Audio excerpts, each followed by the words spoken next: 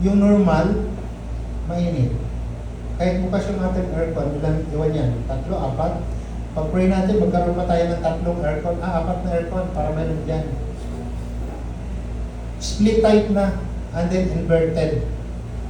Inverter aircon para mas malamig. Amen? Okay, salamat sa Lord. Sabi ng Luke chapter 10, si Jesus at ang kanyang mga alagad ay nagpatuloy sa kanilang paglalakbay at pumasok sa isang nayon. Malugod silang tinanggap sa tahanan ni Martha. Verse 39, may kapatid siyang si Maria na naupo sa may paanan ng Panginoon upang makinig sa kanyang itinuturo. Si Martha naman ay abalang-abala sa paghanda, kaya't lumapit siya kay Jesus at nagsabi, Panginoon, wala po ba sa inyo na pinababayaan ako ng kapatid kong maghanda ng nag-iisa? Sabihin nga po niyo sa kanya, tulungan naman ako. Ngunit sinabi sa kanya ng Panginoon, Martha, Martha, nababalisa ka at abalang-abala sa maraming bagay. Sa last verse, ngunit isa lamang ang kailangan. Pinili ni Maria ang mabuti at ito'y hindi aalisin sa kanya. Panginoong Diyos, salamat sa iyong mga salita. We exalt and we bless you, Lord.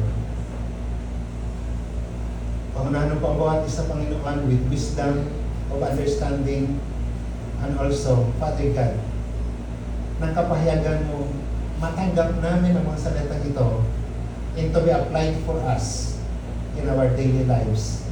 In the name of Jesus. We thank you and we praise you. We bless you. This is our prayer in Jesus' name. Amen. Amen. Pwede na po tayong umupo. Itong sermon dito ay sa panahon ng nagbisita si Jesus Christ sa tahanan. Ang sarap pong magkaroon ng bisita sa tahanan. Di ba nakakatuwang bisitahin ka sa tahanan, di ba, church? Ang sarap na bisitahin ka sa tahanan. Lalo pag medyo matagal na at matagal nang hindi nagkita, nandun, parang tuwa-tuwa. Hindi ito yung pakali. Kaya, pag narinig natin, magbibisita, matagal ako ng kaibigan yan. Kailangan, asan yung mga anak ko?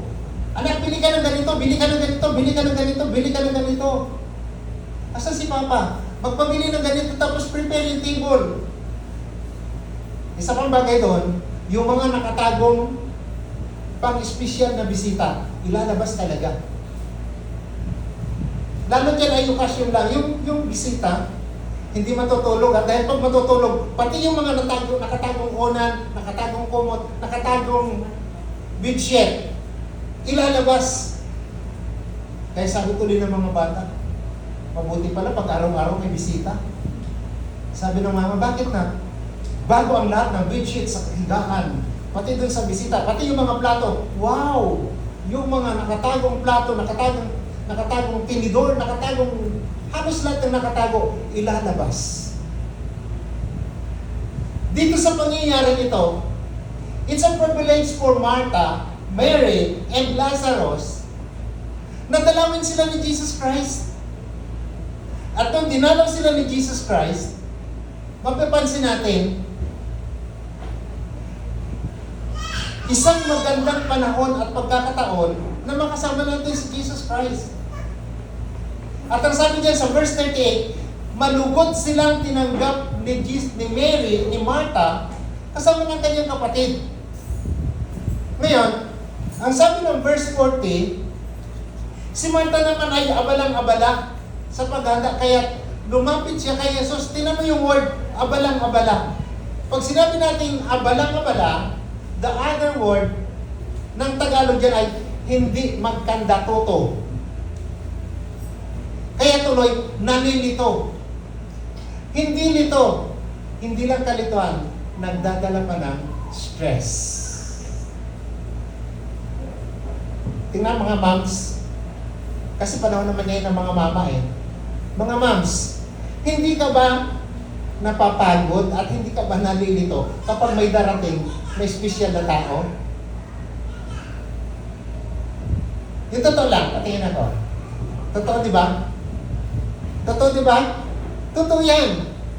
Nalilito, hindi magkanda totoo, hindi tuloy alam mga paano maghanda, paano ang mga preparasyon. Parang si Martha.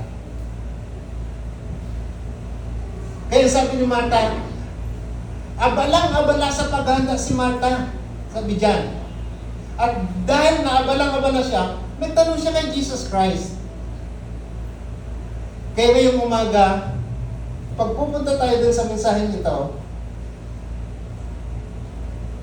si Mary ay nagpapahayag ng isang maayos na plano. Si Martha naman ay gunong-guno yung isip kung paano ihahanda ang lahat.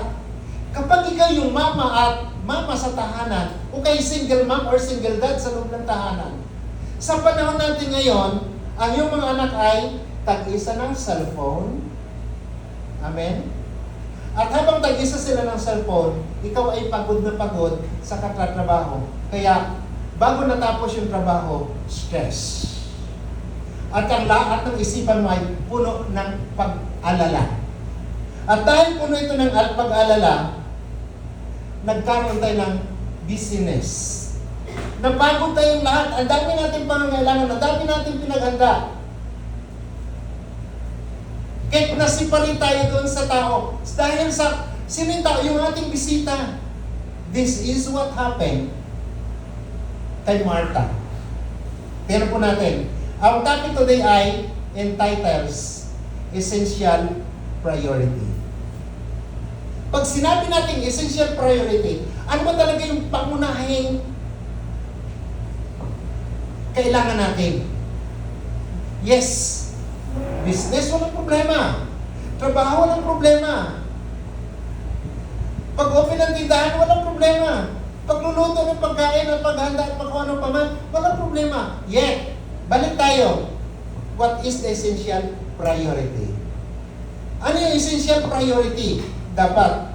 Pag-aaral, yes, walang problema. But, pagdating ba sa pag-aaral, ano yung essential priority? Ngayon, tingnan po natin yung una, para kay Martha, nagkaroon po ng tinatawag, paalala ang Panginoong Diyos, the danger of distraction, sabi ng verse 14. Ang bawat bagay, minsan ay nakakapagdala, at hindi lang minsan, kadalasan nakakapagdala ng distraction. That's why, ang sabi ng Panginoon Diyos, beware, recognize the danger of distraction. Pag sinabing danger, nagdadala yun ng kapahamakan. At sabi doon sa verse 38, Martha opened her home to Jesus. Binuksan, di ba? Sino bang hindi matutuwa? The God, the healer God, the miracle working God, the powerful God, then the Savior. Hindi lang. He is the God of life. Naalala niyo yung story about Lazarus? Di ba? Sabi ni Jesus, sabi ng mga apostles, Lord, patay na yung kaibigan mo. Ilang araw na yun. So, habang nandun, nagpa-delay pa siya sa Bitanya. Nagpa-delay pa si Jesus Christ doon sa isang lugar. Lately, saka pa lang siya pumunta. Pagdating niya doon kina Martha, bago pa nangyari yung bagay na, etong, pag-welcome ni Martha kay Jesus Christ, bago yung nangyari, pinuntahan ni Jesus Christ si Lazarus. Ang pinakang target niya, si Lazarus. Pagdating doon, sabi niya, asan si Lazarus? Umiyak na si Mary at saka si Martha. Sabi niya, dali niya ako doon sa kanyang libingan. Pagdating doon, tinawag siya ni Jesus. Sabi niya, Lazarus, come out. Kaya nung pumunta sa sabi ni Martha, alam mo Lord, na mabaho na yan, ilang araw na yan nakalibing. Kung ikaw yung kakausapin ng Panginoon Diyos, hindi ka ba magpapasalamat dahil kasama mo ang Panginoon? na siyang gumagawa ng himala. Pero kay Martha, it's a big question na nandun ang Panginoon, late na dumating. Nang sabi niya, sana noon ka pa agad dumating na para hindi namatay yung aming kapatid. Ay sabi ni Jesus Christ, natutulog lang si Lazarus. Natutulog lang. So, tingnan mo yung God of life. Nung dumating siya, kaya open na ngayon yung tahanan ni Martha. Balik po na tayo doon. Pagdating ni Jesus Christ, doon nagkaroon ng tinatawag na danger of destruction. Ngayon, nasabi ng Panginoon Diyos, recognize the danger of destruction. Minsan, ang dami natin ginagawa. Busy-busy tayo. Ngayon, pagdating ni Jesus Christ sa tahanan ni Martha, Martha grew distracted by the heavy demands of hosting. Ang hirap pala maging host. Kaya pag pumunta sa bahay, huwag na mag-host. Pwede mag-simple kape na lang. Minsan kasi, ay pumunta si pastor. Dapat may ice cream, dapat may merienda, dapat may ganito. Ang Biblia ay nagsasabi, the kingdom of God is not meat or drinks, but it is righteousness for the glory of God. Ang hanap ng Panginoon ay yung kabanalang pagpupuri. Hindi naman masama kung maging busy ka at ma-distract at maging host ka sa isang pagdating. Pero busyness is not inherently sinful. Tingnan natin ang pagiging busy, hindi naman yan kasalanan. But it becomes a trap when it steals our joy. Ito po yung isang malaking hadlang na nagnanakaw ng ating kaligayahan. Joy in worship, joy in prayer, time of fellowship, time of communion, time of bonding. Kung bakit nandun si Jesus Christ sa kay Martha bahay, hindi siya para kumain. Nandun si Jesus Christ for fellowship. That's why, naging baliktad yung nangyari kay Martha. Martha became so busy. At natrap yung kanyang joy of hosting na dapat ini-host niya si Jesus Christ to sit, to enjoy, to listen carefully, makinig doon sa kanyang salita, at sa kanyang mga ipapangaral. Pero hindi. Ang nangyari, na-trap si Mary sa business niya at nawala yung joy. Di ba sabi doon sa verse 14? Panginoon, baliwalain mo ba na ako ay busy-busy sa trabahong ito? Samantalang yung kapatid ko walang ginagawa. So, nanakaw na yung kanyang joy. Nawala na. Nang totoo niyan, kung bakit nandun si Jesus Christ, it is because Jesus wants to have fellowship with. Kung ikaw yung host, hindi re-require ng Panginoong Diyos na maganda ka ng lechon, maganda ka ng merienda, maganda ka ng anong bagay na makapag-distract sa iyo. Sapat na yung presence na naandun ka sa tabi niya. To listen, to have fellowship, to have a conversation. Amen? That's why, church, reflect. I-reflect natin ating sarili while recognizing the danger of distraction. Ito yung itanong natin sa ating sarili. Ask yourself if your daily anxieties and endless to-do list are distracting you from the very presence of God. Reflect. Kapag may bisita ba na hindi ka na magkandatuto, hindi ka tuloy mapalagay, ikot dito, ikot doon hanggang pag-alis ng bisita, instead na nagkaroon ka ng joy at happiness, stress. Nakakapagod. Kaya pag nag-decide ulit, magbisita ko dyan. Bisita ka naman, pagod ka naman ito. Di ba, church? But here, to reflect, tingnan natin, kapag na-distract ka, dahil may danger yung distraction na yon, you are away from the very presence of God. Doon pa lang yung sa mga tao. How about if you are inviting the Holy Spirit to come and commune with you? Habang in-invite mo yung Holy Spirit na mag-commune sa iyo, ang dami mong ginagawa. Paikot-ikot. Ayaw ng Spirit ng Lord nun. Ang gusto ng Spirit ng Lord ay sit down, listen, and have that Holy Presence from Him. Huwag kang aalis. Dahil pag umalis ka, hindi mo masusundan yung plano ng Panginoong Diyos habang kayo nagkikwentuhan. That's why, if you notice and recognize the danger of distraction, reflect to yourself, am I in the right presence of God? Or am I near to Him? Or this causes me to go away and be departed to the presence of my God. Pag hindi po natin namamalayan yan, aalis tayo sa isang lugar na gutom. That's why when you are here, pag nandito ka, at ang pinag-uusapan is the very presence of God, prepare yourself so that you will be embracing the very presence of your God. Amen?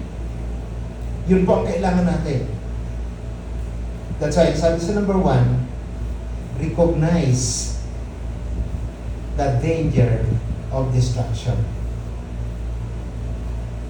Pangalawa, Luke chapter 10 verse 39. After you recognize the danger of distraction, come again to the Lord and have that priority of His presence. Hanapin mo yung priority. At ang priority doon ay, the essential priority that you need and you are looking for is the very presence of your God. Kaya sabi ng verse 39, Mary chose to sit at the Lord's feet. Wow! Gawin mo? Hindi siya paikot-ikot si Mary. Hindi siya na-distract ng anumang bagay. Hindi siya nag-alala, ano pang merienda ko, ano ipapamerienda ko sa Panginoong Jesus, ano ipapainom kong Diyos, ano bang klase ng grapes, wala. Anong klase ng kape? Wala siyang inisip, kundi ang ginawa ni Mary ay she chose to sit at the Lord's feet. Umupo siya sa paanan ng Panginoong Diyos. Meaning, when Mary sat in the feet of Jesus Christ, she herself positioning herself as a disciple, listening to the Word of God. Kapag ikaw ay nakaupo sa presensya ng Panginoong Diyos, pinoposition mo, take note yung word, position yourself to listen to the Word of your God. Lord, may sinasabi ka ba? Magsasalita siya sa iyo. At pag nagsalita siya sa iyo, the word that you have heard from Him, mag-i-encourage sa iyo to move on, to go on, because you will be looking to the very priority of His presence. Sana ang bagay. That's why, kung nandun ka sa isang business, try to sit down first. Kapag may business ka, bago ka mag-open ng business mo sa umaga, nagde-declare ka na ng blessings ng Lord? Dinedeclare mo na yung Holy Presence niya na nandun? The priority of your opening the day is the thanking, yung pagpapasalamat, the word thank you, dahil nagkaroon ka ng panibagong buhay that day, that morning. Amen? Hindi na pagbangon mo, pandesal agad. Hindi na pagbangon mo, kape agad. Pagbangon mo, thank you, Lord. Thank you, Holy Spirit. Please embrace me and I want to embrace you too. Amen? Yan ba yung ugali natin? Yan ba yung ugali natin? That's why, ang paalala dyan sa kagaya ng ginawa ni Mary, ang sabi ni Jesus Christ, position yourself to be a good disciple of the Lord and listen to His word. Position yourself. Ilagay mo yung sarili sa isang magandang kalagayan. Nandun ka, sensitibong nakikinig sa salita ng Diyos. Dahil pag wala kang salita ng Diyos sa araw, pagkagising mo sa umaga, distraction is coming on your way. Madidistract ka. Mindset, heart, decision, pati pananaw mo, naglamo na. Hindi sa katitingin sa cellphone na nawalan ka na ng spiritual alignment sa Panginoong Diyos. That's why, sabi ng Panginoon, like what Mary did in His choice, position yourself as a disciple of Jesus Christ and listen carefully to His word. Mahal na mahal ka ng Lord, kaya sabi ng Lord, recognize mo yung danger of distraction. Ngayon, priority, the presence of God. Position yourself in the presence of God and listen carefully to His word. Amen? Jesus was not condemning hospitality. Yes, hindi naman talaga nagpo-condemn si Jesus Christ. Natutuwa pa nga siya kapag nandun ka nakaupo, nagkikwentuhan. Hindi siya nagano kaya, but rather, ang gusto ng Panginoon Diyos ay prioritizing devotion over mere activity. Mahalaga ba yung iyong paghahanda? Kumpara dun sa pakikinig ng salita ng Diyos? What do you think? Spiritual well-being must come first before doing.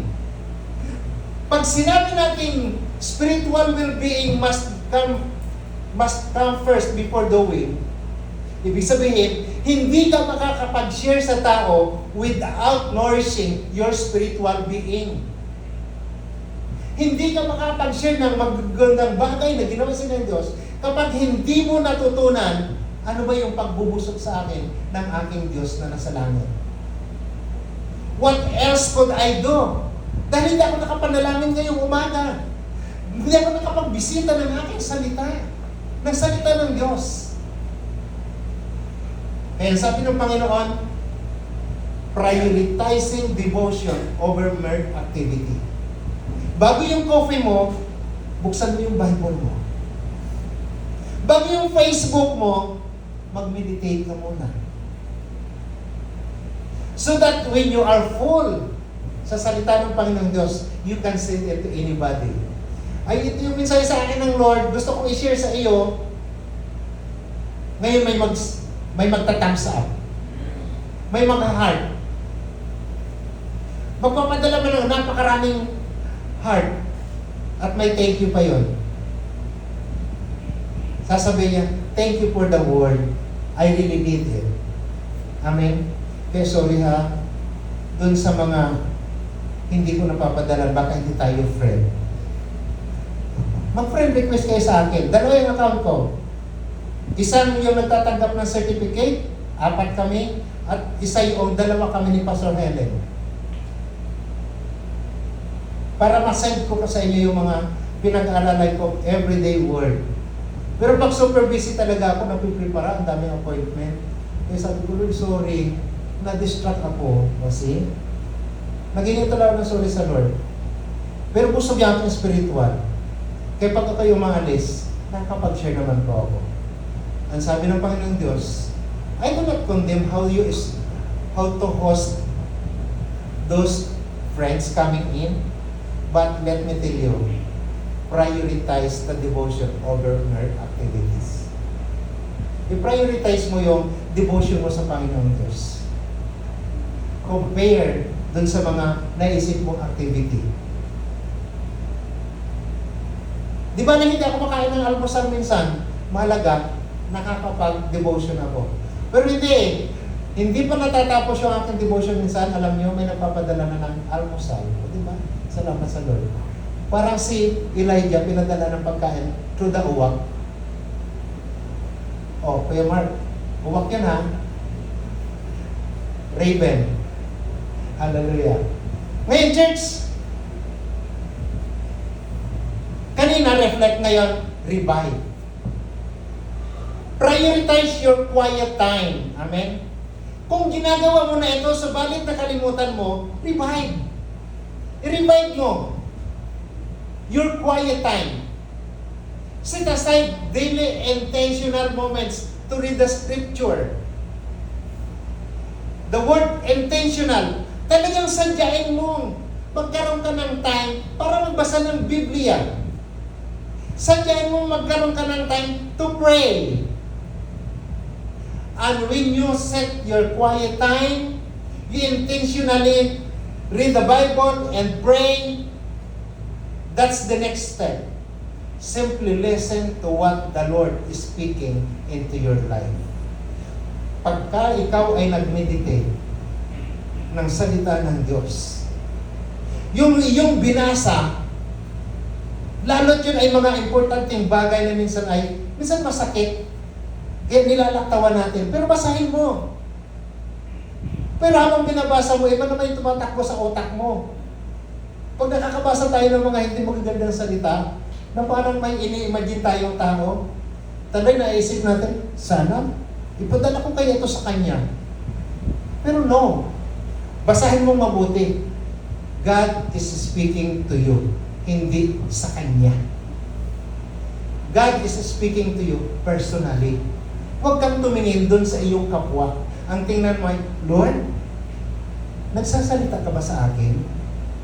That's why, revive, prioritize your quiet time. Gano'n kahaba?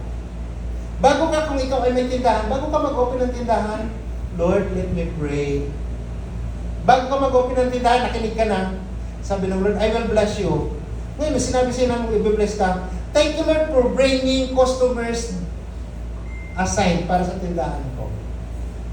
Kahit marami ka pang kakompetensya dyan sa palibot, i-bless ka ng Lord dahil naka-reserve na para sa iyo yun. Amen? Naka-reserve na para sa iyo. That's why, to prioritize your quiet time, you are setting aside an intentional moment to read the scripture. Habang binabasa yung scripture, pakinggan mo yung sinasabi ng Lord, nag-speak siya sa iyo. And then after that, is pray. Pwede kang maglagay ng SOAP. Pag sinabi mong SOAP, scripture, observation, application, and the last, prayer. Lord, thank you sa word. Thank you, Lord, nagsalita ka sa akin. Simply listen to what the Lord is speaking to you. Makinig ka lang ng mabuti. Huwag kang maghanap ng tao na makikinig ng iyong binasa. Ang Panginoong Diyos ay nagsalita sa iyo personally. That is His love letter for you. Sapagkat mahal na mahal ka ng Panginoong Diyos. Amen? Sabi nga doon, recognize the danger of distraction. Number 2, ano sabi? Balikan natin number 2. Priority is presence. Dito tayo sa number 3. Unfading better part. Huwag mong hayaang lumampas at lumipas yung magandang pagkakataon. Amen? Natatalo minsan tayo ng distraction. Kaya nakakalimutan natin, may maganda pa ng bagay aminenta sa akin ng Lord. Hindi mo na priority ang Panginoon Diyos, kaya hindi mo nakita yung magandang bagay. Ngayon, sabi ng verse 41 and 42, pag binalikan natin, tingnan natin yung verse 41 and 42. Sabi niya, ngunit sabi sa kanya ng Panginoon, Martha, Martha, nababalisa ka at abalang-abala ka sa maraming bagay. Ngunit isa lang ang kailangan. Ano yung kailangan? Yung mabuting bagay na inilaan sa iyo ng Panginoon Diyos.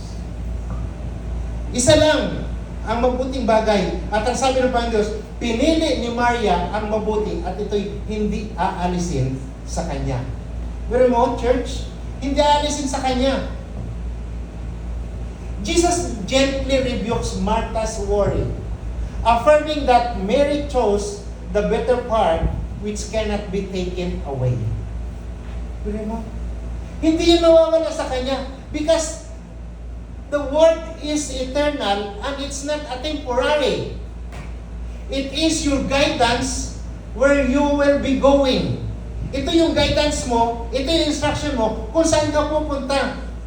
Ano pag-usapan natin? Your future? Yes! Proverbs chapter 3, 5 and 6, ano sabi? In all your ways acknowledge God and He will direct your path. O di ba, church? At ang sabi ng Joshua 1:8, meditate the word of the Lord day and night.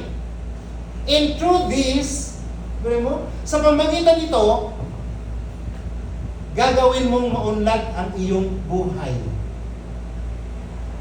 When you meditate the word of God day and night. At wala nang makakakuha doon sa iyo.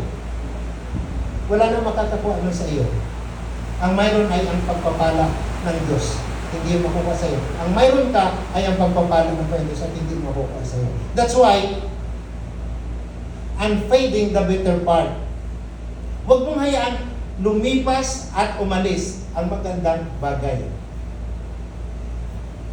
Sabi ng Panginoong Diyos, kagaya ng ginawa ni Mary. God affirming Mary that He chooses the better part which cannot be taken away from her. Ang sabi niya kay Martha, hindi mabuti yung una mong pinili. Ang piliin mo ay kagaya ng pinili ni Mary.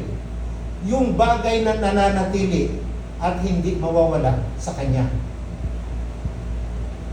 Earthly responsibilities and worldly worries will eventually fade away. Yes. Yung mga gawain natin dito, pansamantala lang yan. Pansamantala lang yan. Hindi sinabi ng Lord na huwag kayo magtrabaho. Pero sabi ng Lord, pansamantala lang yan.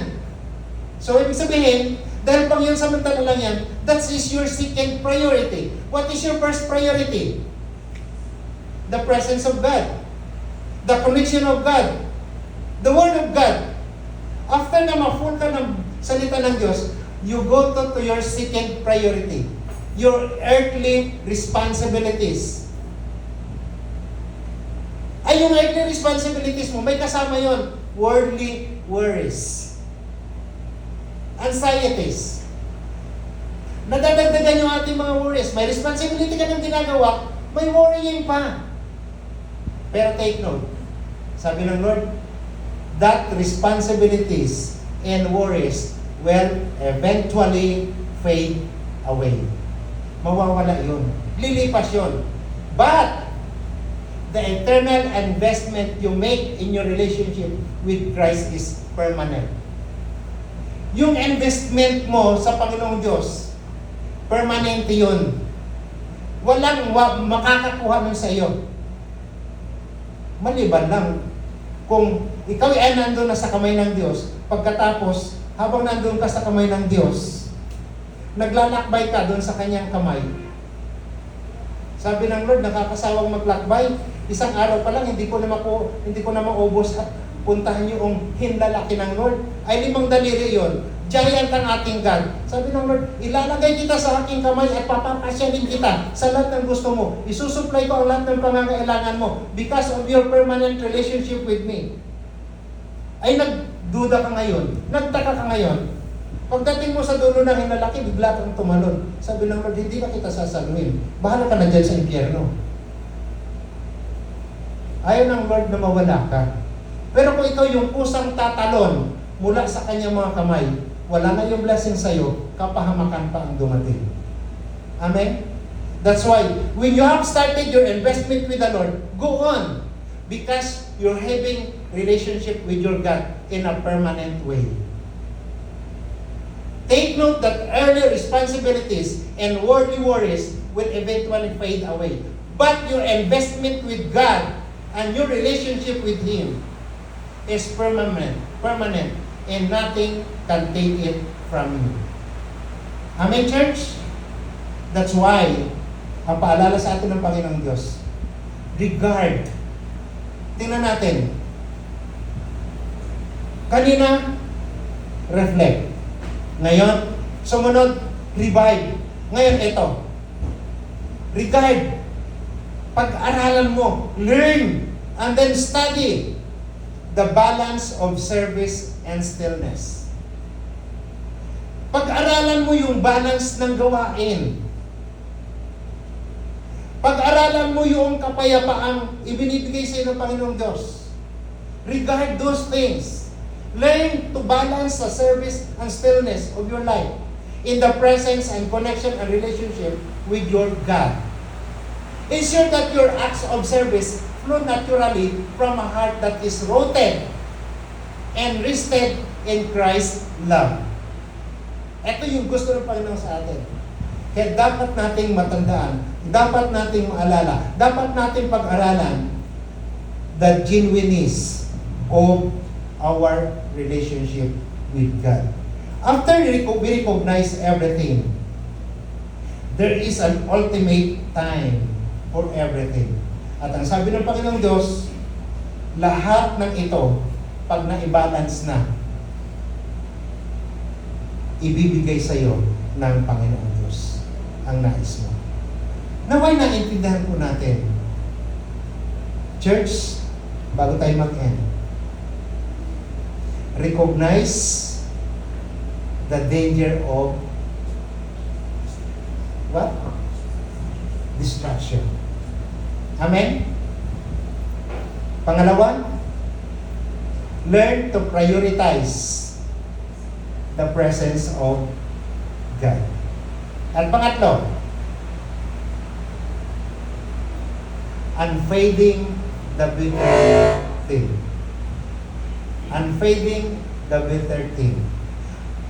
Huwag mong hayaan na lumipas at mawala ang mabubuting bagay. Pag dumaan ang blessings ng Lord, once lang yan.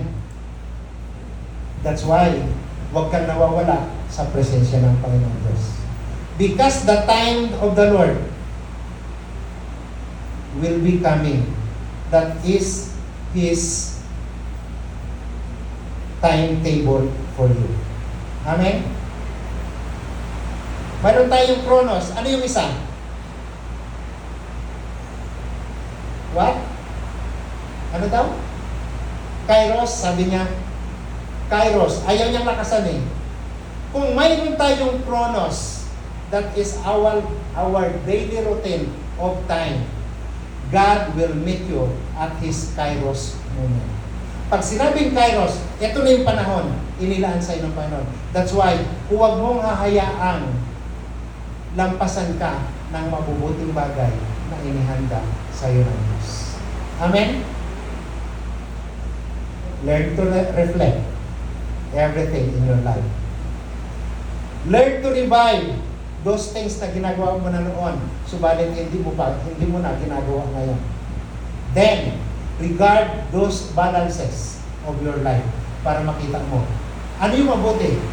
Ang sabi doon, ensure that your acts of service flow naturally from the heart that is rooted and rested in Christ's love. Walang mahalaga sa buhay ng tao kundi ang mataas at mabuting rooted, rested relationship with the Lord Jesus Christ. Amen? Lahat mo tayo tumayo.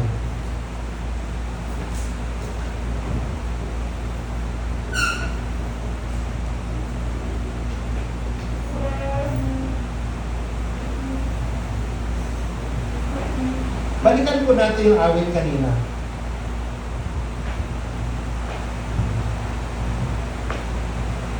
Hayaan mong yakapin ka ng Panginoong Diyos sa kanyang presensya, pag niyakap ka ng Panginoon, hindi ka uuwi na gutom at walang-wala. Uuwi ka na busog at masaya. When you are in the embrace and presence of God, pagpapalain ka niya. Sige.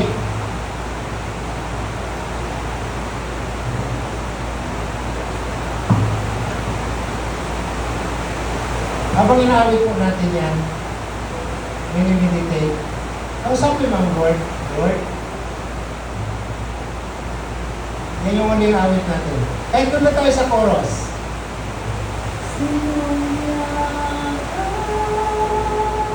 Ako'y pinabibitaw sa iyong tawag, laman ng puso ko'y ikaw.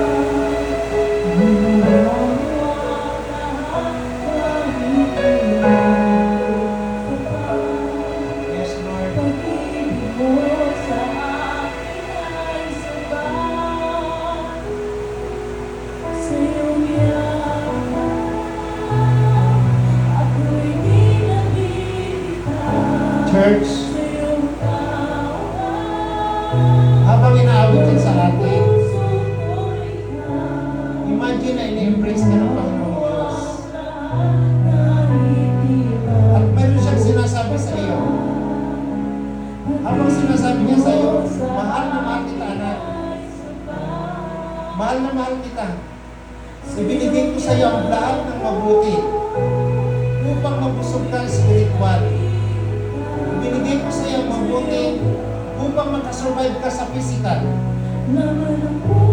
Ibinigay ko sa iyo ang mabuti at yakap ko upang maramdaman mo hindi ka nag-iisa. Sa lahat ng lakad ko, kasama mo ako. Church, ngayong umaga, itaas natin ang ating mga kamay at kausapin natin ang Panginoon Diyos.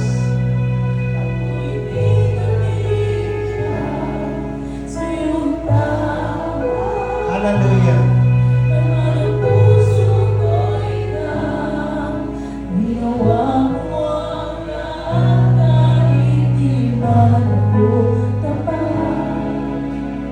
Glory. Yes, habang naawit, makipag-usap ka sa Lord. Kausapin mo siya. Meron siyang sinasabi. Meron siyang pahiwatig. Hallelujah. That He is sending the blessings for you. In the name of Jesus.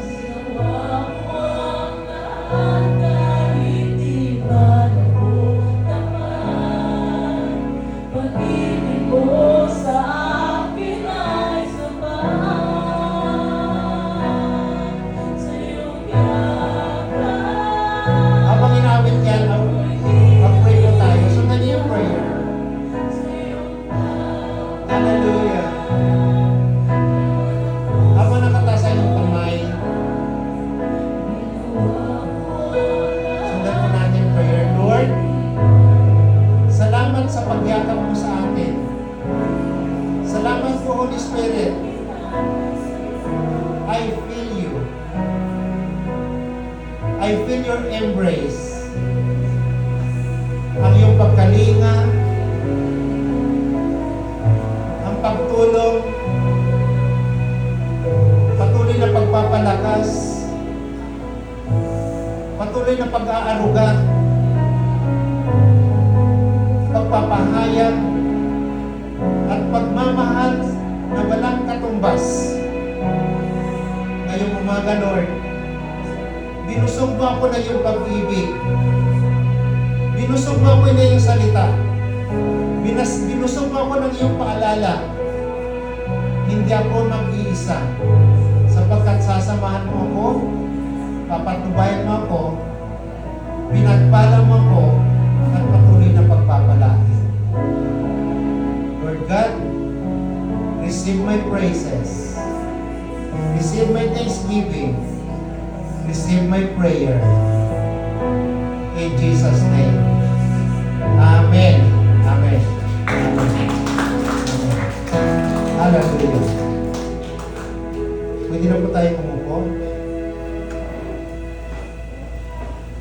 Naway nabusog kayo spiritually. At yung kabusugan na yon, learn to reflect the things around you. Learn to revive the things that you did before, but hindi mo na ginagawa ngayon. Then, regard those promises of the Lord in your life. Pagpapalay. God bless you. Amen.